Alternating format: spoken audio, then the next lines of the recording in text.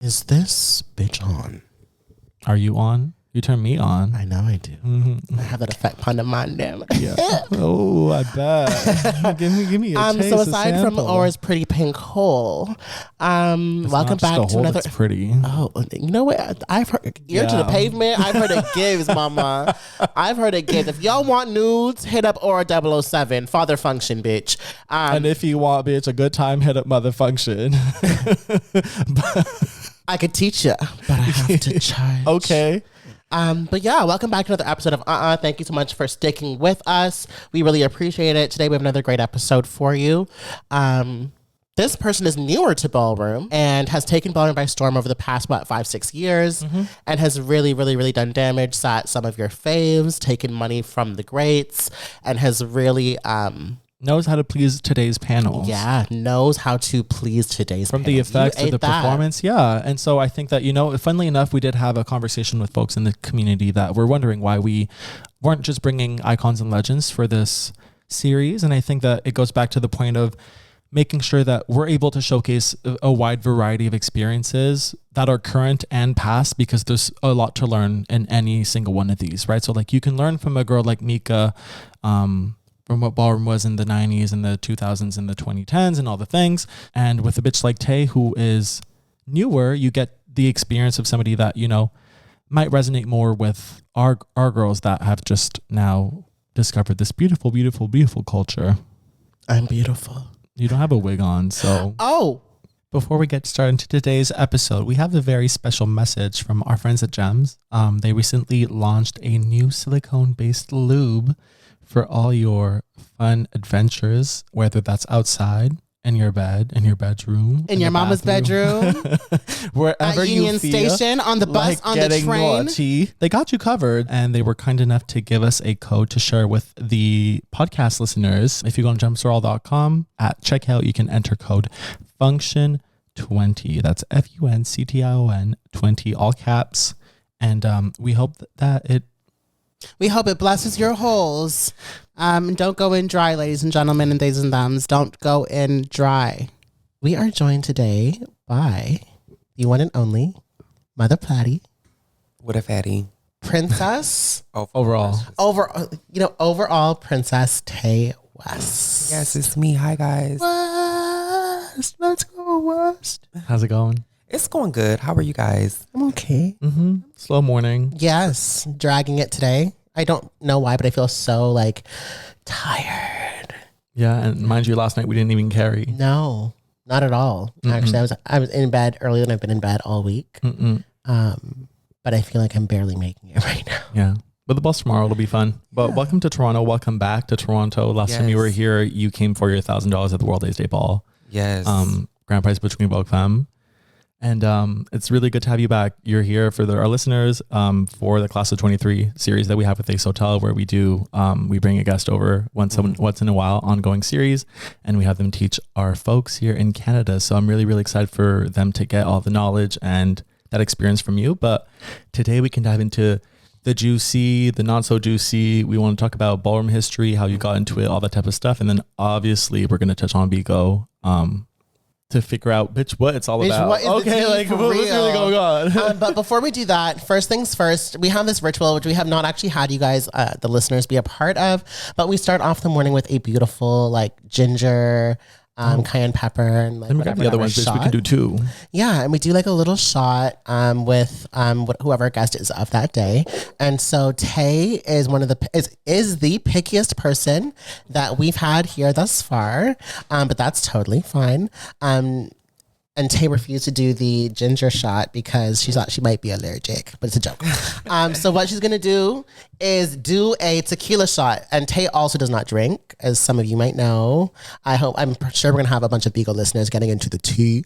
So I'm sure you guys know that Tae does not drink. But Tae decided to take a tequila shot. We have a little Casamigo shot. Knick Knack and I are going to do another ginger shot. I really don't even want to take this either, guys. It's okay. Yes, I just hate liquor. We're just trying to lube you up a little bit. You can't go in dry. You don't want to tear. I just never drunk Casamigos, and I know what it makes people do. So it's cute though. It has a little vanilla aftertaste. Sweeter than do a regular not listen. tequila. It does No, not give bitch. you vanilla vibes. It's not giving that. I mean, it's much better. You remember the first time we had a baby? Tay's gonna think it gives vanilla like a fucking Starbucks drink, bitch. Like, no, don't give that.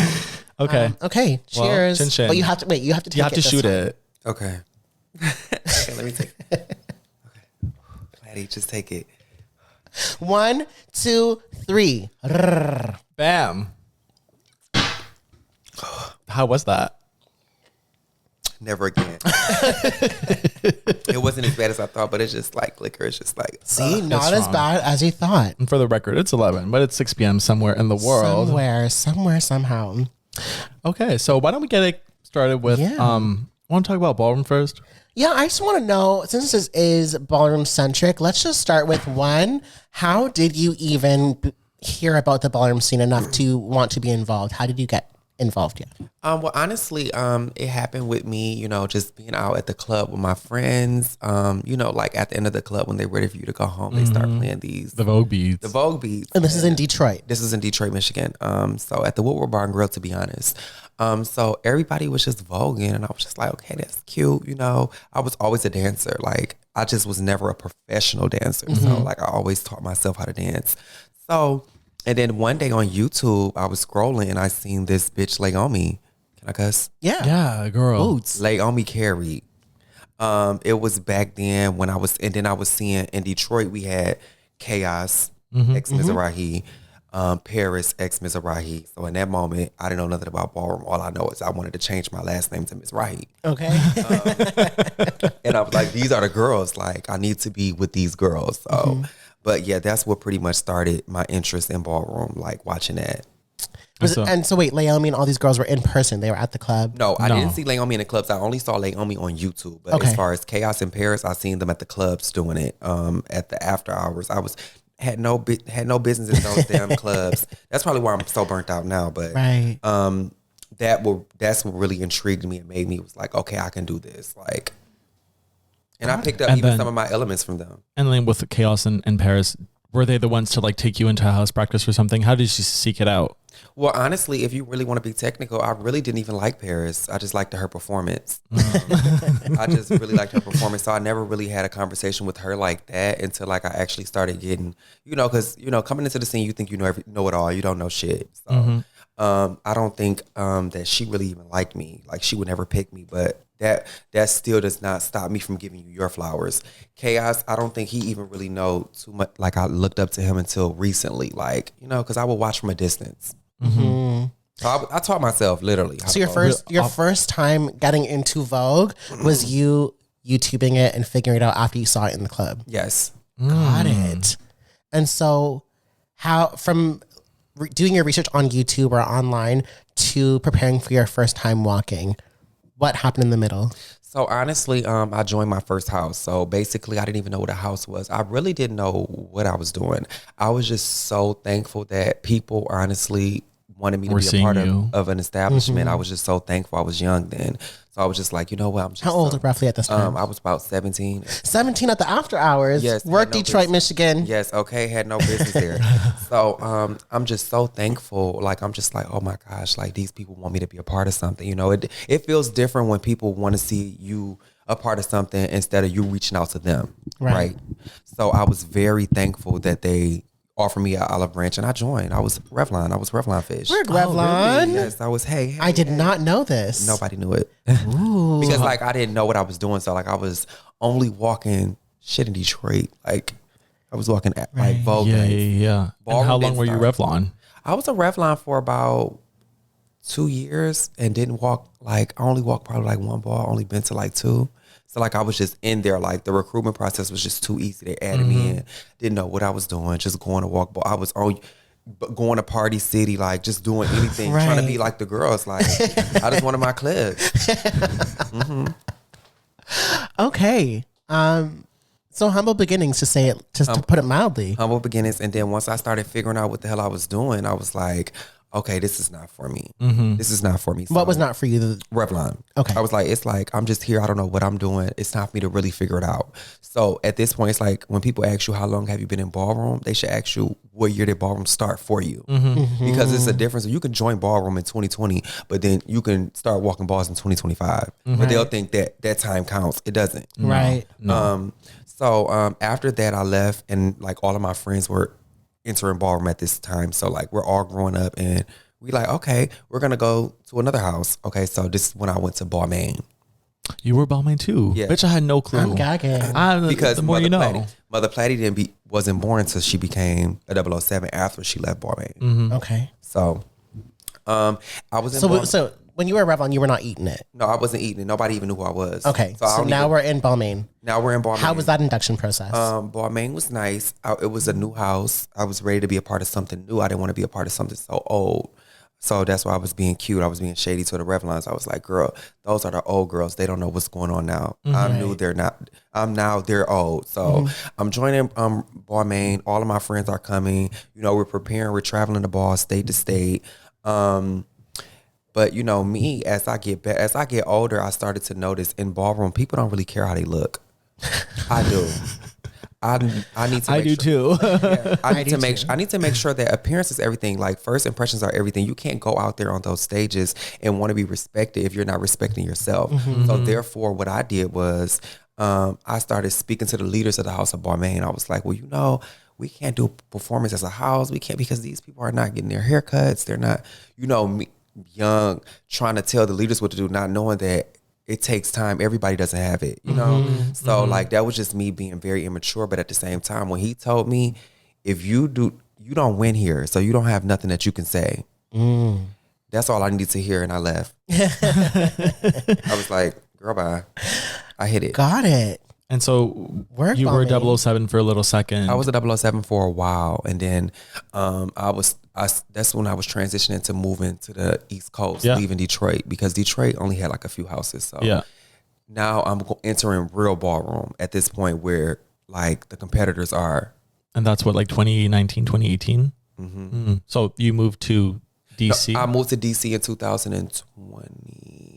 So I've been living there for 4 years. So so what year was that? 2019. 2019. Yeah, 2019-ish. 2019 is when I moved to like Baltimore, DC area. Got it. And so that's how you got into the House of West. Obviously, they have like a massive number of people there. So honestly, the House of West didn't see it. They didn't see it for me, honestly. The House of West, I mean, I tell people this all the time. Like, they told me to walk all of these balls. It was like, walk here, walk here, walk here. It was 3 balls I had to walk. I remember like it was yesterday. But it was kind of impossible for me to make it to these balls, but they gagged because I made it to every ball. It's You like, say impossible, why? because like, it was just like, let's be real. Expensive. It was expensive. But you know, I was scamming back in those days. I was getting fast money. I was doing phone scams and stuff like that. So I was getting so much money, and I wanted to show people, like, when you feel counted out, you want to count yourself in. So that's what I did. I made the West know it. Work it out. And so how did that so you went to those 3 balls that they asked you, and I then went to you were those like, 3 balls. I went to so the what's induction up? in Chicago for Midwest Awards Ball, and I debuted that weekend. But a lot of people was just like, because West is a fab house. It's a new house. Wait, what year did you debut? I debuted in probably 2019. I was there. I think I was there too. I think you were there too. Yeah. I was in the Mugler section behind. Yeah. That's the year that Star walked, right? I don't even remember. And with the ponytail, and she went like, woo, woo. Baby Hurricane and James was sitting in front of the stage. I feel, I don't know, something like that. Yeah, Baby Hurricane and James here when Jemiah walked. And Yeah. Okay, cool. That was that night. Yeah. Cool. So, oh my gosh, that's recent-ish. I debuted that night as a West. But honestly, it was so many people telling me, don't go to West. West is just this house that's already famous. It's built. They have Destiny. They have the girls. They don't need you. You are not what they give. You know, I had to show them. And mind you, that's so surprising because West had only started the year before. So like it can only be so much, girl. Like it's a year old. It's still a developing culture. It's still developing to this day, I feel. So after I got into the House of West, you know, you have to lose to win. So at this point, I'm building my platform at the same time. So my platform is growing as far as my ballroom status is growing as well. So I'm building my I'm going to these balls even though I'm winning, I'm losing. I'm wearing these effects. I'm looking good, but the effects are wearing me at this point. I need to wear them and own them. Yeah. So like I'm just still learning, but people are getting to know me. They see the hunger, the just me, the consistency, me keep coming out. So they're like, okay. And I feel and like the West have haircuts. and the West have haircuts. The West make sure you step out and you look nice. Right. So I feel like as West like progressed, a lot of people started seeing that like I started getting more shine. I started winning the balls that the girls thought they should have won. Yeah. I had Major balls, major The big balls, yeah. major balls. Like I was, And even if it wasn't a win, it was a moment, right? It was You a were making moment. it quite far into the process. right. And I just feel like a lot of people read me for joining West, but honestly, look at me now. I'm the overall princess of the whole house. So. How did that And you're conversation twirling happen? the girls. Yeah, no shade. From coast to coast, twirling them. Mm-hmm. Yeah. It's crazy. As far as like the overall princess position, it actually caught me by off guard a little bit because like, of course, like I feel like a lot of people want titles, but they don't earn them. I feel like this was a title that was earned to me. I didn't like, of course, like I was just watching, Mr. and Mrs. West. I was watching these things happen and I was just watching the house grow. But I think What's Mr. and Mrs. West? Mr. and Mrs. West is pretty much like acknowledgement of those two leaders in the house. Like they're trying to shape Like employee younger of the leaders. month. Like employee of the month, but Is it's Mr. and Employee Mrs. of the West. year. Oh, so And it's like an then- internal award kind of. Yeah, and every year they do it at like West Weekend. They Okay. have new Mr. and Mrs. West. Okay, got it. yeah, but The more you know. yeah. So the Sorry, last- I'm sitting here with like a current West, a former West, and I'm just like, I don't even know what's going on. So for everyone else that doesn't know what's going on, you're welcome. And then the fact that I took it from Pandora, they gave it to me after Pandora. They told me when they gave it to me, they said, we want you to brand this position. We want you to pretty much take Bring it it to the your next own. level, make it your own. And that's all I needed. Like, and from then, I feel like I've been on my leadership. Like, even though I was already on my leadership shit, I feel like I stepped it up. Like I got all of the Vogue films in a group chat. We text damn near every day. We're planning balls. I know that effects cost a lot. So, even though like I probably make more than the average person, I'll help. You definitely make more than the average. Definitely Yeah. make more. Yeah. So I'll help whoever. Like I'm really a giving person. As far as like, like payment plans, I offer that. With these designers and stuff like that. So I just want to make sure that the kids that are coming behind me to know that you have to be respected on that floor. If you want to be respected, you have to look like you respect yourself. Don't come out here in no Right. do-rag. Don't come out here in no bullshit because they're going to treat you like bullshit. Right. So true. Such good advice. Yeah. And And so it's nice to see that you've gotten that together I wouldn't say early in your career, but like at a point where you're still high. It's not like you're talking from experience of something you did 10 years ago. It's or like happening in the it's moment. happening in the Yeah. moment. Like not only do you have to follow these things, I also follow them and look at me. Like I'm an eating it butch queen in my category. Don't you want to eat it in your category too? Can we talk about Bigo for a second? I mean, it feels as if the bomb conversation is over. We can get can back circle to back. it. Okay, let's do it. Really, Let's because I have a do question it. about Okay. how you're able to, because like, as far as I can tell, your Bigo success has no influence on your ballroom success. Well, Like, people would think that. right, but there's no clout in the world other than maybe if you're like, and don't get me wrong, honey, I love you, Balenciaga, and you're all the things.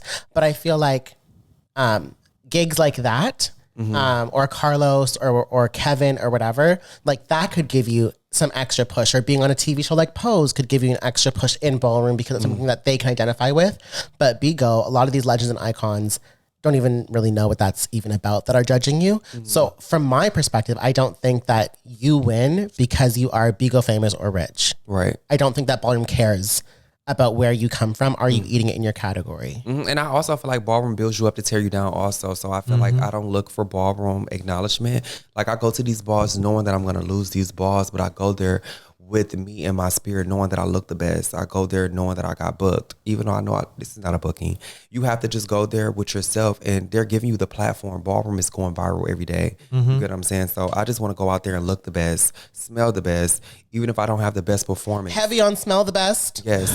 Even if I don't Vogue the best, baby, you're going to know that Mother Platty was there. Like, you're going to know, like, who cares about a win? Like, you have to learn how to lose to win, because I feel like my story is so much better than a lot of people's story because I came in losing. Yeah. Like, getting chopped, losing. Bitch, I me got chopped too. in New York. Like Me too. I do not have that experience. I was chopped at the Kiki Ball in New York, bitch. just getting chopped left and right, getting it. Like, I feel like that's so embarrassing. Like, to get chopped in front of so many different people and it's being recorded. And like, it's even worse now because now I have a platform and I feel like extra people are watching. So. I was gonna ask, like, I don't like when people dig up old clips. I'm not ashamed of the old clips. I feel as if it's part of the journey. And if you look at how I was voting then versus now, it's like, well, right. Eat it. I kind of like when they pull up old clips of it's just people like, doing terribly. I'm like Misha. I don't want to see it. I know what happened. I know what it gave. It had to be a part of the process, bitch. I could not step. I'm not the type of bitch like a trained dancer or somebody that has it naturally, like a solar, for example, that's stepping on the scene. Bitch, it's in your blood. It wasn't in mine. Right. But it was like, I know what it gave. I don't have to circle back. So like, I think it's so fun to see where people came from because it encourages people that are also shit. Like, if you were shit once upon a time, there's hope for me. Not me specifically, but like there's hope for someone. I get it. And like, I tell people I was shit all the time. Like I'm teaching Vogue or like we're practicing. Like at Big Shot, I was shit. Right. If I can get it together, so can you. But I was gonna ask, like using that as a segue, do you feel like having an audience or so many people watching you have a lot of people that keep going back to old shit and kind of like trying to serve you with it? I get red, baby. You do the same shit. You do the same. Like, I be like, oh my God, do y'all know it's only 5 elements? Right. Like, it's only 5 elements of Vogue. Like, it's so much, like, it's only so much I can do for you guys. Like, I'm not out here about to be flipping off tables. Like, I feel like, what's the difference? Like, you know how the standard dip was just like, you know, like the little boom. How? Yeah. The standard dip now is a 360. I'm not doing that unless like I'm just feeling it. Like, you know, I'm not just gonna be out here doing a 360. And I feel like that's what makes me different because my performance is not like everybody. You're not gonna be able to. It's gonna take me some time because I'm like creating and styling my own performance instead of taking your performance and making it mine. That's not fun. We've seen it already. Right. So read me. I'm going to take my time. Right. And I was just going to say, like, they can read as much as they want, but clearly the panels are disagreeing with what they're saying if you're winning like that, right? Like, at the end of the day, you bringing your uniqueness to it is my favorite thing out of performance because, like, yeah, movements can be pretty, but if there's no like rumble that you can feel on the inside, to me it falls flat. And I feel as if that's where you succeed and excel, is that there's always like the energy that's rumbling below the surface is always so on point. Like the hunger that you're talking about, but we can feel it. When you hear people reading, at least in my experience, of people, the litany of people that read me, I always ask myself before reacting, like in the past, let's say 2-3 years, do you have as many wins as me? Me? No. Girl, you have way more than me. But I'm just talking about like in the people that are reading you, do they have more wins in the past 2-3 years than you? Right. Like, are you up and coming anything? Right. Even the Kiki scene, like we could really break it down. Like, sometimes you actually have to be grateful that you have people that are naysayers and then don't see it for you because like the success is just in the pudding. Like they can be mad all they want. You are not voting for yourself. You're on the floor like everybody else and are winning. If y'all can't take it, I did not. Like even for people that get deemed legendary, like some people will get mad, like, oh my God, that person's not eating it, whatever, that person should never have been deemed. I did not deem not me, but like other people, like they didn't deem themselves. They were deemed, you know, so. But I feel as if that's where you have people that have like such a narrow-minded view of everything, right? If we take the performance point of view where people are like, oh, that fucking comment on the page that's saying that you don't have all 5 elements or that why would we bring you to teach? But it's like, well, bitch, if you look at the spreadsheet, bitch, Tae is winning. Hello. So clearly there's something that you do so well that our people here would benefit so much from learning. And like at the end of the day, our job is to bring different people that all have those little nuggets of gold that then someone can take all of it together and be like, okay, well, I resonate with what Tae does, but not so much Misha, and back and forth. And you get to craft your own unique performance. And also for the built bad, ugly ass bitches that were talking shit about Tae not having anything to teach these kids, just know that the workshop is sold out, just about sold out. So clearly the kids see something in Tae's performance and Tae's character that they would like to work with as well. So it's not just us thinking that Tae is great and worthy of being here and deserving and has earned it. The community also feels the same way. Yes, I really appreciate that. Like, and like I'm a Cancer, so I really get emotional. Don't cry. Don't cry. But I'm just so thankful. Like, and I'm just soaking in it because like I'm just so thankful for the opportunity, to be honest. Yeah, of course. I think that it's it's always so good to have people who put in that type of work just get rewarded, right? Not saying that we're here rewarding people, but it's just like we want to work with those that dedicate so much of it already to their craft, and it's like kind of just being fair. And seeing the way you brought it at the World AIDS Day Ball last year, it's like you invested in this scene, and you could have probably given, and effect-wise, you could have probably given half that effort and still carried and won. But you didn't treat us like we're remedial. You didn't treat us like we weren't deserving of your best. Your consistency speaks for itself, and those are the things that we would like our community here in Canada to also be able to learn. Like it's not just about the 5 elements. Anybody can teach you 5 elements. Right. How do you bring it? How do you set yourself apart from the others? How do you become a household name? How do you become? How do you market yourself? And you market yourself in so many different arenas. But all for the same brand, if that makes sense. Like you are Mother Platty on the runway as much as you are on Bigo. Like you really are in your bag, in your character. There's so many avenues and different things that you could teach that I'm sad that we can't cram it into just the 2.5 or 3 hours that you have with the people today. But you'll be back. So there'll be more opportunities for the girls to soak up all that stardom. 100%. And I also want to speak about the pandemic starting. I feel like Bigo was the best thing that ever happened to Ballroom, to be honest, because when Ballroom pressed pause for the pandemic, when there were no balls, they came to Bigo. I walked a Bigo ball. Yes. So, me too. I did. Yeah. So we were having balls on Bigo. Like we were like, I had the very first YouTube live stream ball, Work. So like for me to be able to do these things, like I just feel like it's so legendary for me to be able to like keep these things going. And people don't want to give the acknowledgement. So it's okay, because I have a whole different generation that are voguing, that are telling me that, Tay, thank you. But it's so weird to me because so many people read me and tell me that I don't deserve that. So it's just, I get mixed emotions about it. So I'm just thankful. Like, and this really made me know it. Like once I got booked for this, like after the Google event, I was like, okay, yeah, Mother Platty, you doing your thing. Yeah. Congratulations on everything. For real. Yeah. Thank you. Let's talk about the pandemic really quickly, because that's when you started Bigo, and now we can dive into that juice. How'd you get into it? What was the first little while with it? Like, did it take a while for you to get famous? How did you get famous? What, like, take us through that early journey. So with Bigo, I actually got on Bigo in 2019, right before I came to West. So we were coming on Bigo because we were on House Party. House Party was just Bigo without viewership. So House Party is just us in a room. So that's an application, a website? It's an app. It's an application on the App Store. So we're on House Party just chatting it up.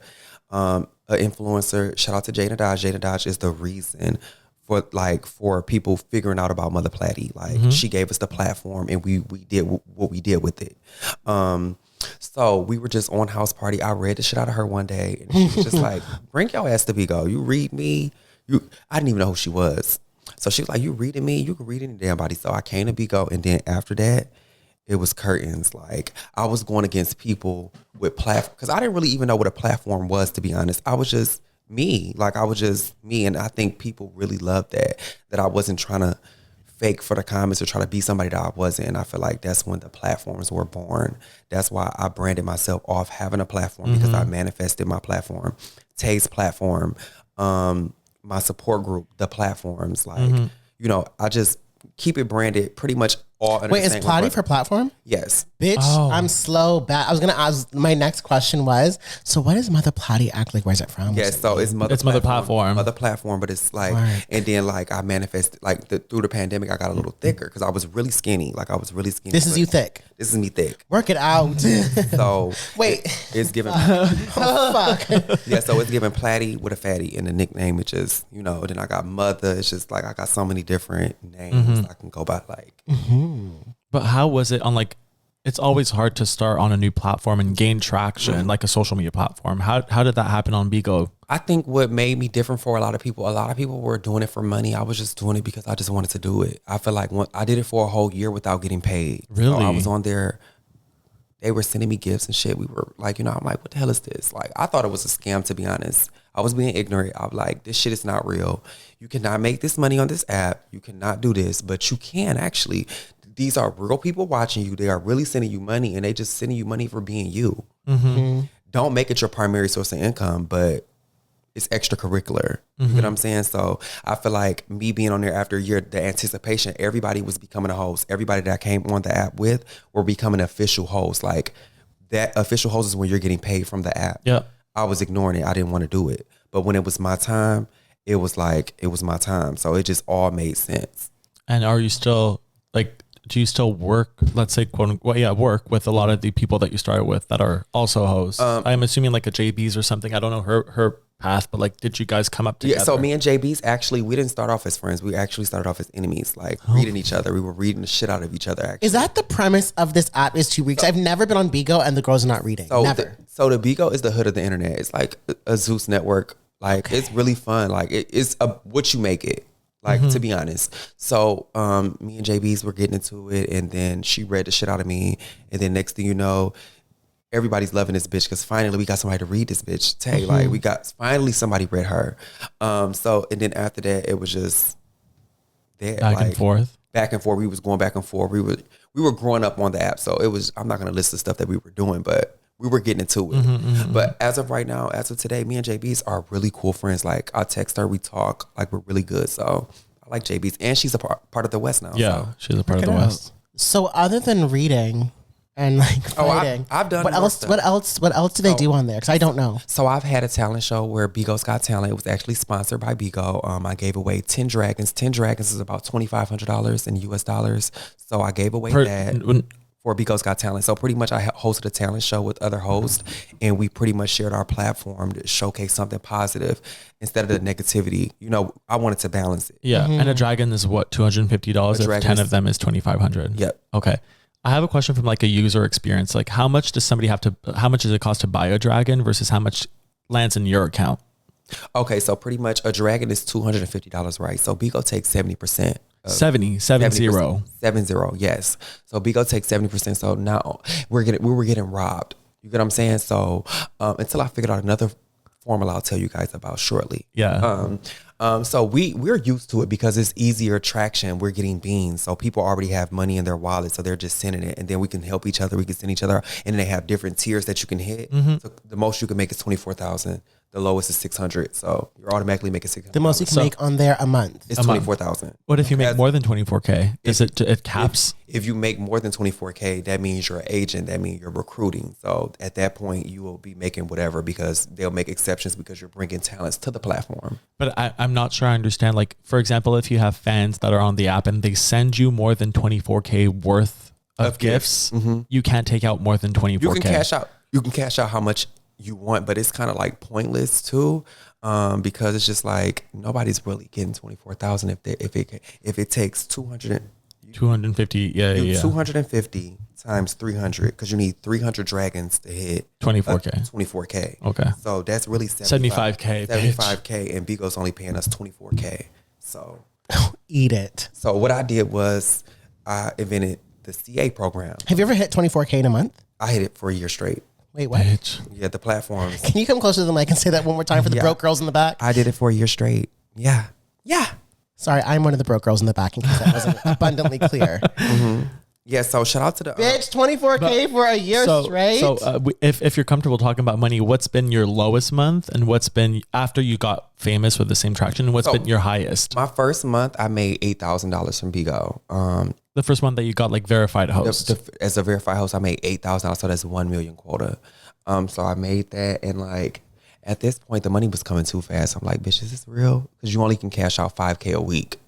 You know, you'll get paid once a month, but you only can cash out caps 5K a week. So it won't look like, I guess, some type of fraudulent shit to your bank. So, you know, the money is coming, but I'm not understanding that I'm making more than doctors. I'm not understanding that I'm making more money than my fucking mom did. And like, you get what I'm saying? Like, I'm gagging, but like, I'm just living in the moment. Bitch, reading is a talent. Yeah, and fundamental.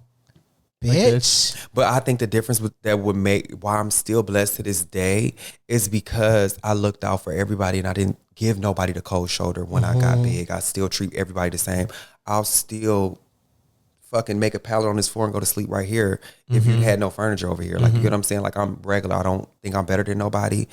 And also I have my own agency, so I can recruit to the platform now. So I don't even host no more. I don't even ask for gifts. I strictly do Cash Apps.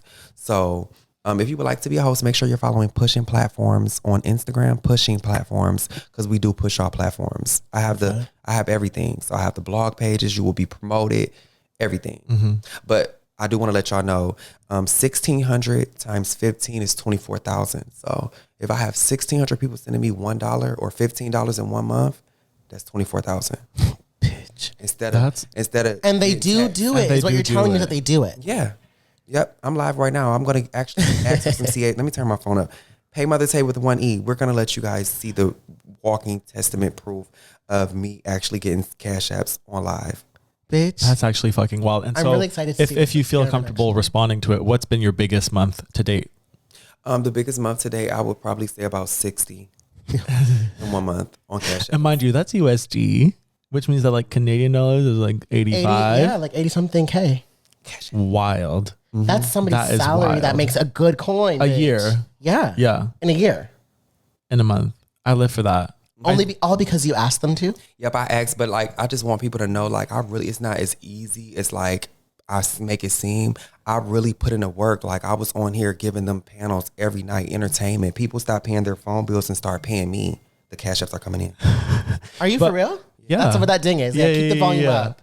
I just want to say though, like for people that may want to take a dig at it or jab at it, what I always like to remember when I come across these numbers, which are like astronomical realistically, is that in any type of industry on any platform, when you take the top bitch, they're all making bank. The top doctor is making bank. The top YouTuber are making bank. And like in the culture that we're in, Sorry, and people can you keep your phone closer to the mic just so we can all get into the ding ding dings? Okay. And the culture that we're in, right, we've gotten kind of accustomed to YouTubers making money over, let's say, the 10 years or 15 years that YouTube's been around. And like, it makes more sense for it to be like, oh, a YouTuber made 50 mil this year. I understand it. And then you'd bring somebody like Bigo and it's 24K a month or whatever it is. And people are gagging. Well, it's like, well, no, you have a top bitch on any type of platform, any type of industry will make that top dollar. Right. And like, it's not easy. It's not just, I don't think it's as easy as asking because bitch, you have to get there in the first place. Right. What do you think about the people that are They're coming in? The phone is going off, guys. Like they're really sending him his coin. Yeah, my girls are sending me my coin. And I think the real reason is because like I really, really put in the work for it. So that's why and I've brought and produced this, like people that came to the platform is made as much as money as me as well. Like I brought James to the platform. James has one of the best recruiting agencies with some of the top hosts on the app today. Also rich. Yes. So it's given pretty much like we keep it in the family. You get what I'm saying? So it's like, so let's say you make $1,000 in a month, just for an easy number. How much money would you have had to reinvest to send other people beans and stuff like that so that they can also feel like reciprocating that is worth their while? Well, honestly, I don't send anything back. Damn. Because my girls are like, I created a support system. They want to see me win. They know I'm Mother Generosity. They know I'm always helping people out. They know I'm the person that always help people out. So they are helping me out. They want me to actually be selfish because I'm so damn nice. I was going to say, since you became rich, do you feel like your inner circle or people that were close to feel comfortable or entitled to your money? They'll be like, oh, well, bitch, I need some help and like Tae's rich, so I'm gonna just ask her and she better give it to me. If not, she's a dick. You're talking about like friends. Friends, family, like people that you were close with that, you know, we always hear that when people get rich or win the lottery or whatever it is, there's like a huge spike in income. Everybody that's around them has a need and feels like if you really like them, you would actually come and fulfill that need. Okay, well, honestly, I feel like a lot of people have a lot of hidden motives, but I won't know them. So I just make sure mine is pure. If I feel like, I'm 25 years old, if I'm getting used now at this point, bitch, you should be used because wake up. Right. Control the people that you have around you. Of course, people are going to come to me because they feel like I'm the friend that's going to help them out. But this is the year I'm going to be really stingy. My sister's graduating high school, so I need to help her and help my mom out, you know, make sure that it was easier for her than it was easy for me. You get what I'm saying? Yeah. But I do feel like a lot of people do have hidden motives to try to be my friend because they feel like I'm going to pay for everything because like I do smoke, I don't drink. So I wish I would ask somebody to pay for my weed. I'm going to smoke regardless, baby. Can you roll up? Could you actually roll up? You don't even have to pay for it. I'll just roll up. Just roll up. Right. Yeah, like, you know, or like if we're going out to eat, like I'm not gonna be trying to figure out who's paying for the bill. Could you know, like if I ask you to do something with me, I feel like it's my responsibility. But people don't think like that, and I feel like broke bitches, no shade, they always are counting somebody else's pockets the most. They're always trying to figure out what's going on. I'll be like, wow, like if I buy a friend something, oh bitch, you getting used. Like, girl, how am I getting used if I wanted to do this? Right. Yeah. So it's a difference between being used and being taken advantage of. I feel like a lot of people try to take advantage of me and a lot of people try to use me, but I keep it separate because like I stay away from people. Like I feel like with the overall princess position, I've been doing Airbnbs, letting people come to the Airbnbs, let them come stay with me and things like that. Because I know people in Ballroom that are coming up, they don't have it. No, Right. I look at it as content. Like my supporters want to see me in something nice. They want to see me going live. They want to see I'm learning how to cook. You get what I'm saying? So they want to see this stuff. And I'm going to invite whoever because I was raised in a household where it was multiple people. I don't like to be alone. At that hotel, I'm bored as shit. Oh. You get what I'm saying? But that's why I have Bigo because they're always with me. Yeah. So I just try to just stay positive. I don't know who has hidden motives. I just try to just stay positive because you never know. But even past hidden motives, like has it changed your relationship with people that you were close with in the past, right? Like let's say a family member, has it soured anything? We're like, well, honestly, let me see. Honestly, I had a friend that recently went to jail and they felt like I was supposed to pay their bond. And actually I didn't. And they said, because bitch, why? yeah, so they got out of jail and they were like, well, I really wanted to hate you for not helping me because I knew you could help me. But it's not your responsibility. I got myself in this situation and I want to say I apologize because that was selfish of me to get myself in this situation and think that you were obligated to help me out. So I appreciated that. But at the same time, it's just like, damn. Like, and if a friend goes to jail in the future and you want to post their bond, you can do that. Yeah. Like, if I want to, though. if you want to. Yeah, like if I feel like you would do it for me. I think that rings true to like any kind of relationship. When I think about like if I was to marry somebody, God forbid, knock on wood, and you say I'm marrying you, you make, let's say, $100,000 a year. I make $50,000 a year.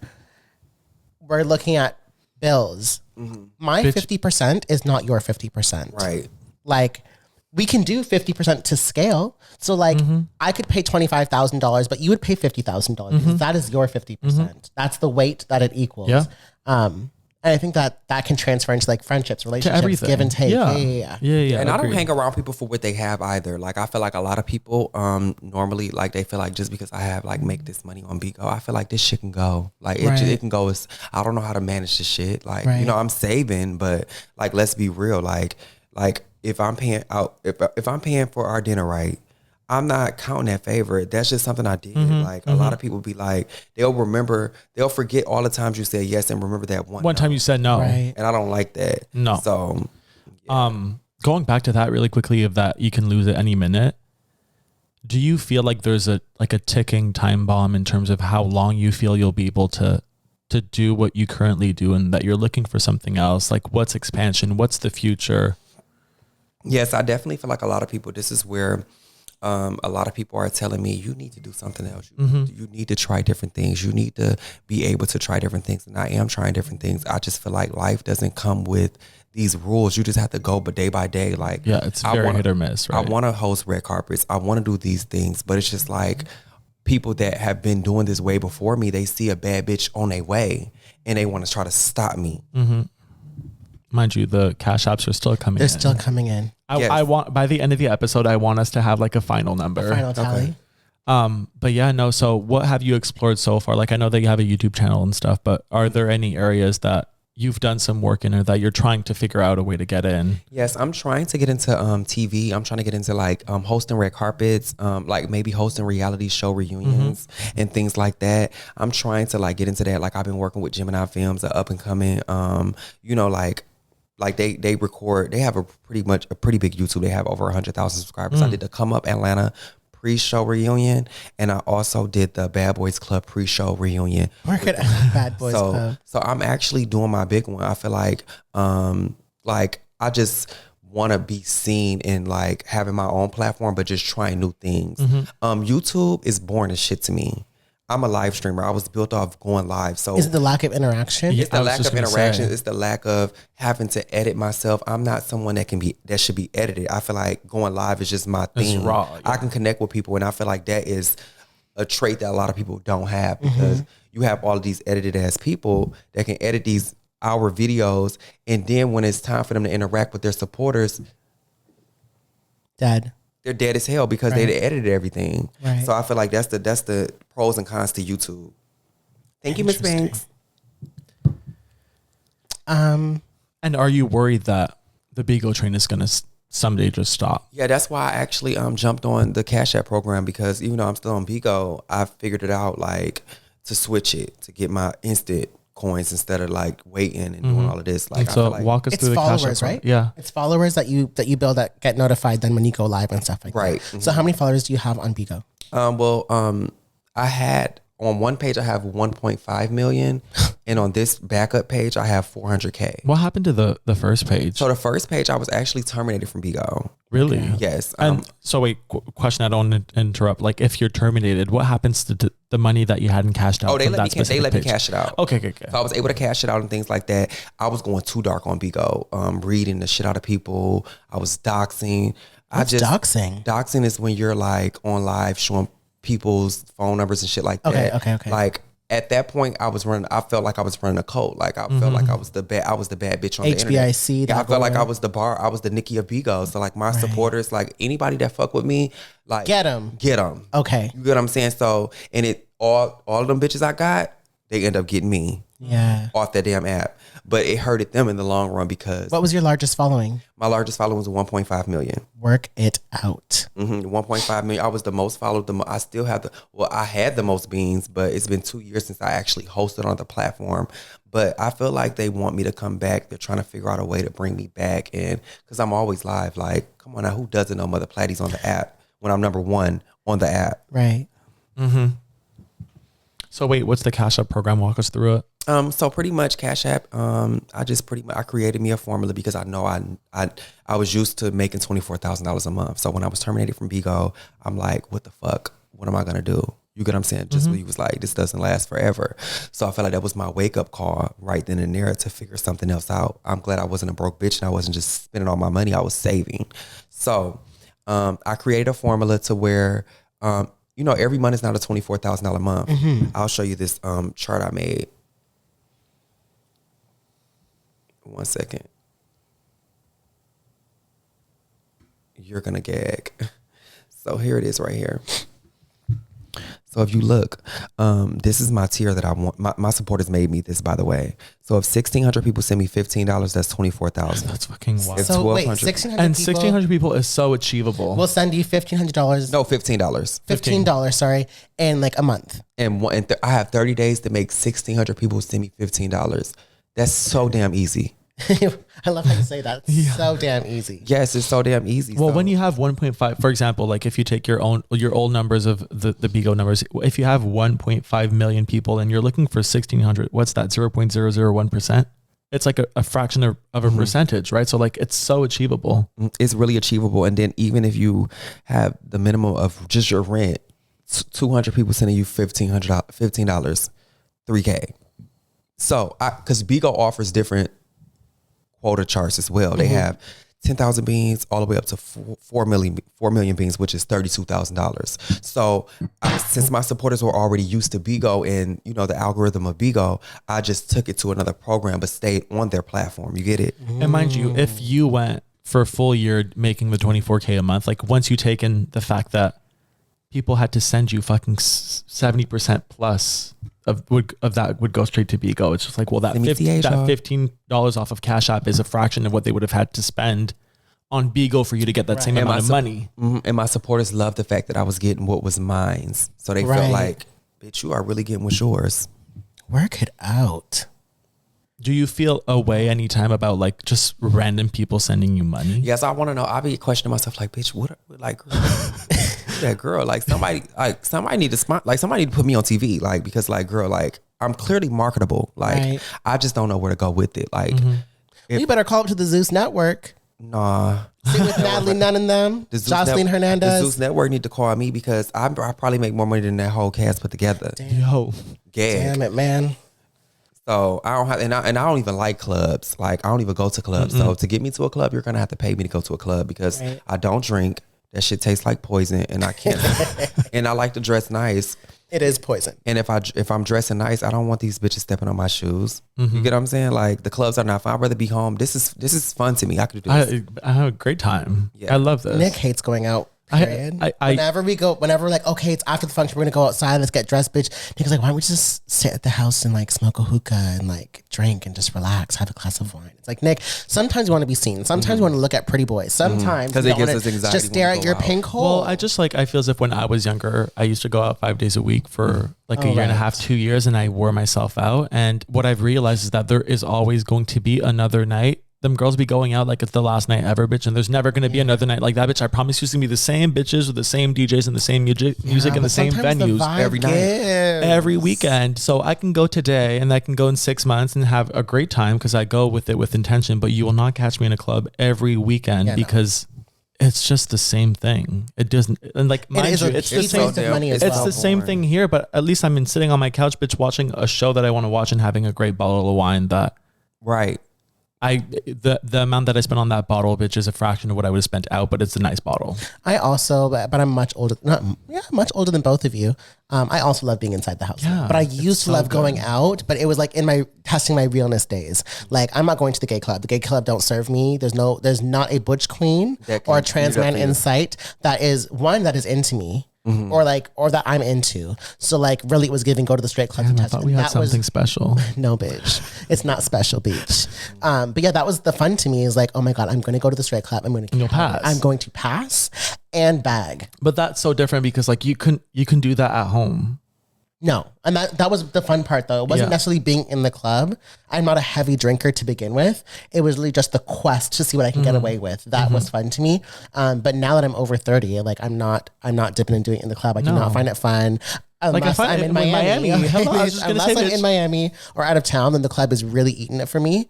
Because the vibe out there, the vibe in the States is so different than what we are used to here on our best night. Yeah. So that's what's interesting and attractive to me about being out of town. But I also love nights where we just stay in or go out for dinner and then come back and get wasted and go to bed. Yeah, yes, I love the enjoyment of just like being at home. Like, you know, I don't drink, so I roll up, you know, watch a little movie, go live or something.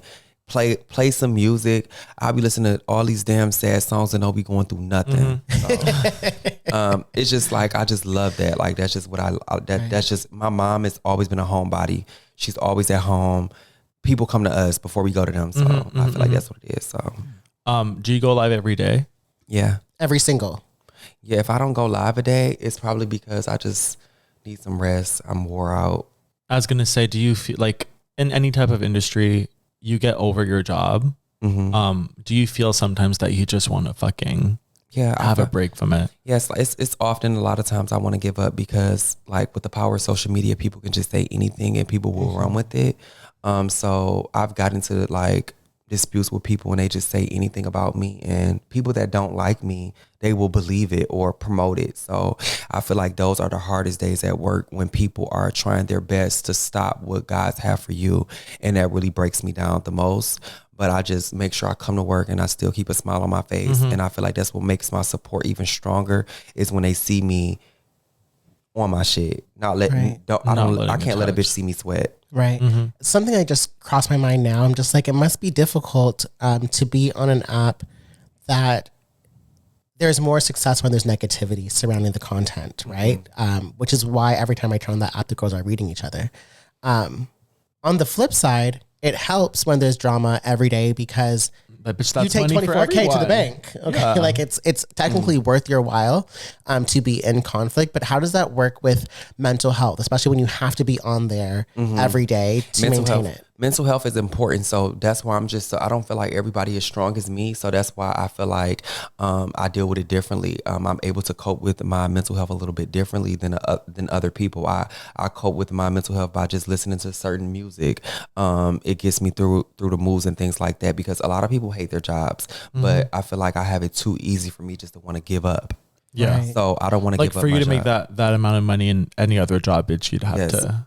Yeah, she'll have to damn near do a little something strange for some change, honey. Baby. Ask me about it. Yeah, so I just feel like mental health is definitely important, but I feel like I just primarily focus on like I can take some days off, but they know when something is not right about me. So I have to probably like take a few days off and things like that. And they are like, I take my supporters all over the world. I just took them to Detroit. I took them to, where did we go, y'all? Chicago. Now I'm in Toronto. Canada, right. Like, so they're going everywhere with me. People that never left their hometown, they're going everywhere with me. So that's similar to like another even like a these balls. vlogging on YouTube where they would travel the world. I think if you did a vlog, it would do very well.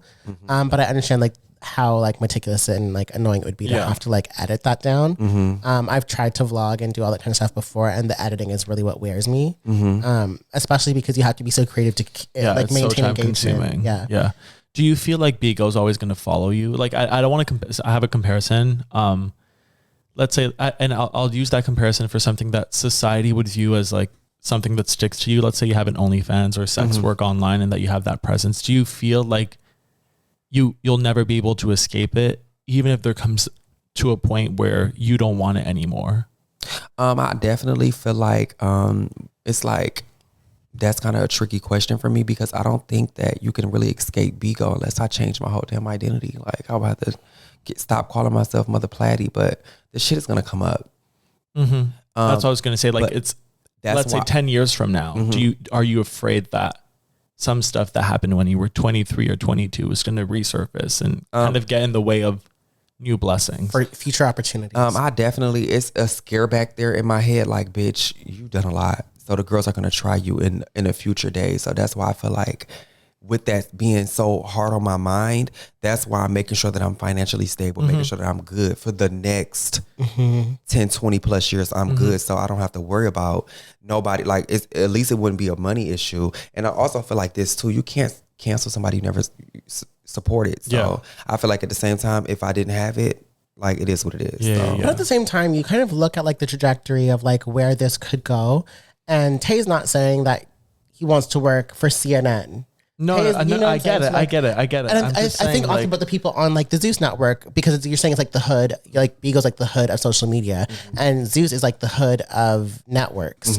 What does the future look like for the girls that are breaking people's faces open, saying 100%. Heinous things to each other?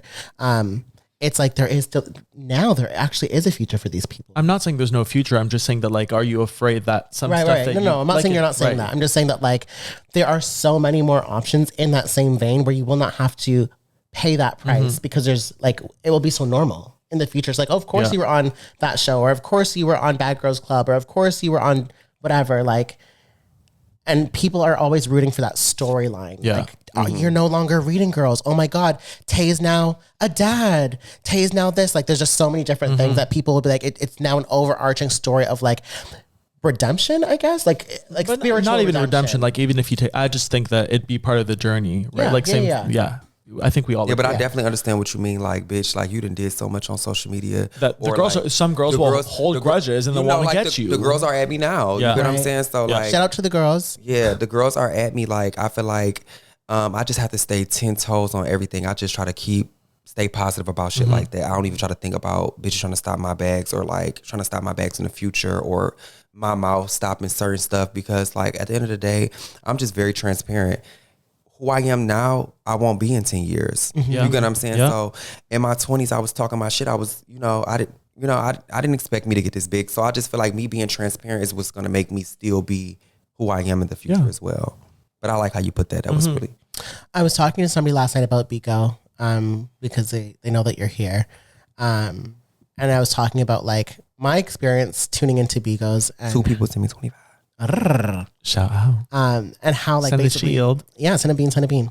How it send a dragon? Send a dragon, bitch. Wake it up. Somebody send me a dragon real quick on the CA program. Yeah, Platty, yeah. And I was like, to my friend, how do you deal with like how negative things are? And like someone's been stabbed over Bigo drama. Was it stabbed or shot? One of the two. I can't remember. Probably both. Probably both. Like, it really goes down. People are not just doing this for views. They're not just doing it to get their quota up or their coins up. Like, this shit is real life tea.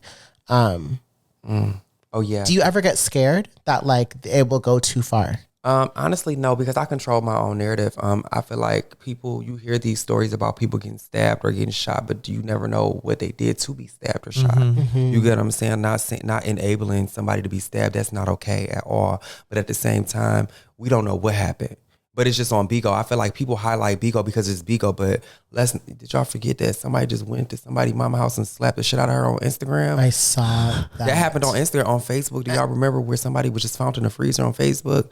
They just highlight Bigo because Bigo is the trending platform now. But YouTube, it was the norm to post fights there. Right. I used to watch them. Yeah. So I just feel like, every social media, like they just try to, that's just the negative that come with it. It's not the social media app. It's the people that come to it, really. Because you can come there. You're not going to bring stabbing people and shooting people and all that shit. You're coming with a different, that's why I say when you come to Bigo, when you go anywhere, you're bringing you. And that's what Bigo likes. They like authentic people. I'll argue with the Christians. We can talk about it for hours. Cindy Bean, Cindy Shield. Send a dragon. But do you have any advice for people who start on Bigo or get big? Like once you start to get that influx of money, how did you handle it? Did you seek out financial advice? Like, how did you set yourself up for success? Honestly, I didn't seek financial help or anything like that. Actually, I just figured it out. I just was figuring it out. I was just liking the fact that like it was every day it was getting bigger for me. It was just like, okay, boom, like I can get used to this. That's how I was thinking about it. But like, I'm not really big on designer. I'll probably go buy me a designer bag or some shoes or something like that. But I'm not about to go spend $20,000 at no damn Louis Vuitton store on some shit that's only going to be good for this season. Yeah. Right. You know what I'm saying? I'm the same way. I buy shoes and bags, but like regular clothes. Yeah. I can't afford designer, so that eliminates me from this conversation.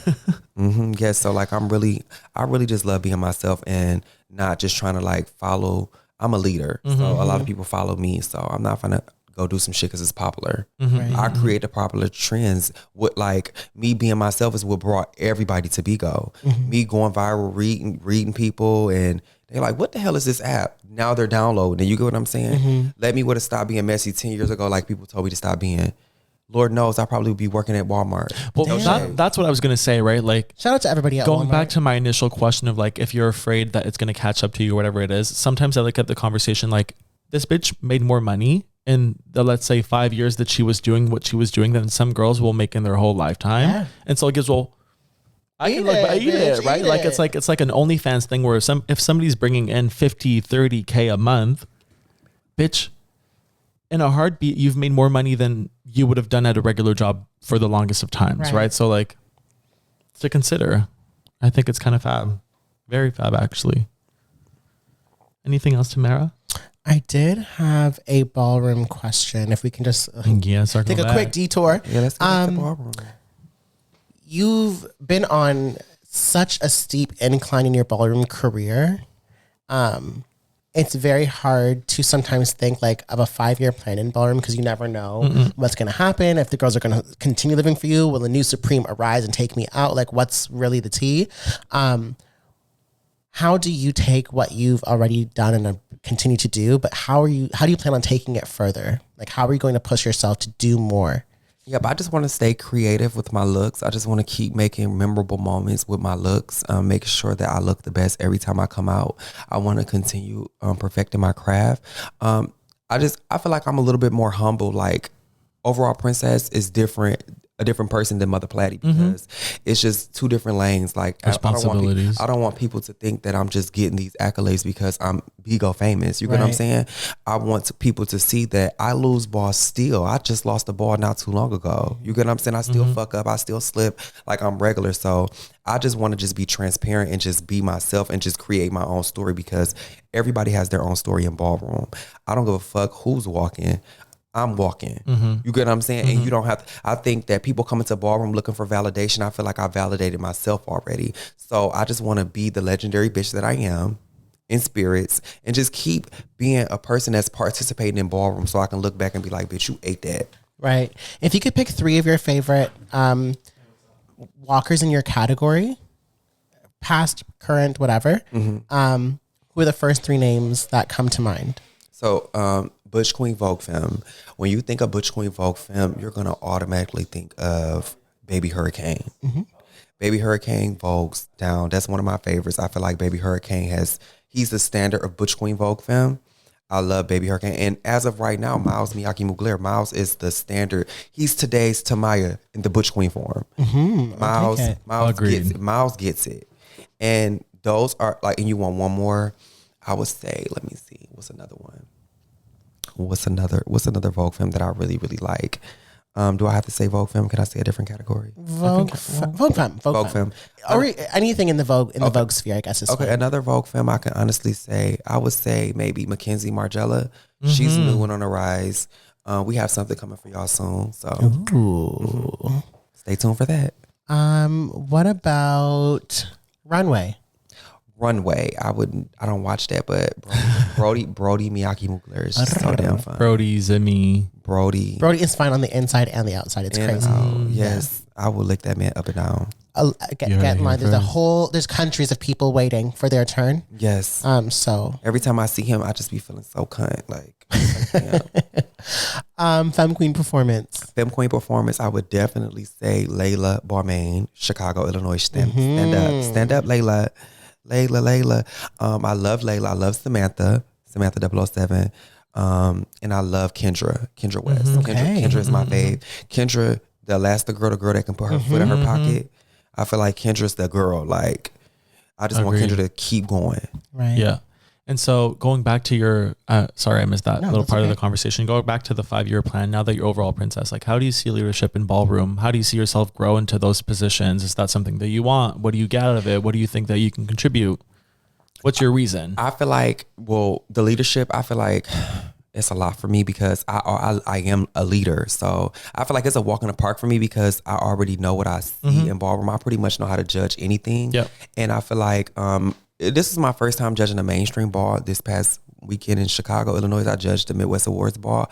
I was up there with Vanessa Frost. I was up there with Vanessa Frost and other icons and stuff like that and legends. I was like, bitch, do I really belong up here? But I just want to as I grow into a leader, I just want to lead by example. Cause I'm definitely going to be the judge that chops for effects. If you coming out here in the do-rag, I don't give a fuck how good you Vogue. I don't care if you have a Star Revlon performance. If it don't look like it, I'm sorry. I'll see you next time, babe. You know, that's just the kind of leader I am. But I look out for everybody. I feel like that's why people fuck with me. Cool. Fab. Future mother. I feel like current mother. Fuck future mother. Current mother. I feel like I'm good where I'm at. Like, you know, I feel like I'm shaping my ballroom house how I wanted it to be. Like, I feel like I'm bringing the people that I see it for into my house. I'm not no shady bitch. I can be in a lineup with another Give people their flowers and stuff. Yes, I could be in a lineup with another fad bitch because I feel like we're fad bitches. We're our own entities. Yeah, for sure. Any final questions, final thoughts? Pay Mother Tae with a 1 E. Oh, wait. Let's dive into the final amount. Okay, give us what happened. So right now, this morning I started off at $0. Ignore that. That's all week. So fuck. So this is from today. 646. We're at 646. $646.61. Yes. And the time that we chatted. In the time that we chatted, I made about $200. Still. So That's in not 1 even, hour. Not even. We started the Cash App thing like 30 minutes in. Yeah, so maybe like half an hour. Pay Mother Tae, y'all. Let's get to 7 boxes before we leave. And if you'd like, we don't have Cash App, but we have PayPal. We have PayPal. I don't remember what my PayPal is. I think it's Tamar.Carter. Shout out to the girls. Even if you're listening to this a year from now, it will be Tamar.Carter. Okay. Send a bean. But no, thank you so much for chatting. I think that this was super, super insightful. There's a lot of things that I learned, especially from your ballroom journey, that I'm happy that I now know. I think it adds a lot of context and color to your story and what you're bringing. Like the rise that you've been on, it's not just always been that. And that's always really good to hear because it makes it more real and more achievable, if for lack of a better word. And I definitely want to go ahead and say this really quickly. Shout out to the platforms. The platforms are like my support system. They want to see me win. They have been witnessing like my journey for the last 4 years. So I really love them. So I just wanted to shout out to y'all. Like, shout out to the platforms. We love y'all. We appreciate y'all. You know what? Wait a minute. I have that too. Are the platforms your hive? Yeah. Work it out. Oh, not this one. Oh, not this one. There we go. Shout out to the platforms. Yes. Ow, ow. I wish we had like some like The crash, which I really need to add it. You can edit it, and I've been saying that I was gonna add it for the past 4 interviews. You've been saying a lot, mama. You know, it's busy at Function headquarters. Any closing remarks other than thank you to the platforms? Yes, I just want to say thank you guys so much for giving me the opportunity to come out here to Canada. Absolutely. And yeah, I'll be back In December. December. to win my $7,500. I don't give a fuck who's showing up. Hello. You're gonna have to see Mother Platty first. And yeah, shout out to y'all for booking me. Well, Thanks. absolutely. It's Thank been you. A real pleasure thus booking. far. A real Yeah. booking. A real booking. Yes. Yeah. It was a pleasure having you. Absolutely. That's it from me. Bye, fags. Bye. Before we let you go, we have a final message. A cry for help. Because we need y'all to turn it out. Yeah. The World AIDS Day Ball is coming back December 2nd at History Toronto. $20,000 in cash prizes. Icon Kevin Jay-Z, Prodigy, up-and-coming legend Precious Basquiat, our very own Bam Bam Dodo 7, legendary DJ Barrow the Great, an opening set by DJ Kareem Olin Ash. It's all happening in Toronto this December 2nd, and you don't want to miss it. Come on out. Tell your girlfriends, tell your mama, tell your granny, tell your pastor. Yeah. Don't tell her. It's going to be a really great night once again. Hopefully we'll be able to see some familiar faces. This ball does count for the New York Awards Ball, so come get your points. Our grand prize category is presented by Absolute Vodka, darling. $7,500 team performance. And you want to talk about our mini grands? Yeah, we can talk about our mini grants. Face presented by Matte Cosmetics for $2,500 hairs. Sex Siren for $2,500 hairs. Again, presented by Gems, as always, our good friends. And Runaways for $2,500. No sponsors yet, but we're open. We're open. I'm so open. No, Tamar's not open. You don't want to talk about your personal life with Polly Pockets. Okay, you know what? And that's that on that. We'll see you guys December 2nd. Love you. Smooches. Bye. I'm leaving the house.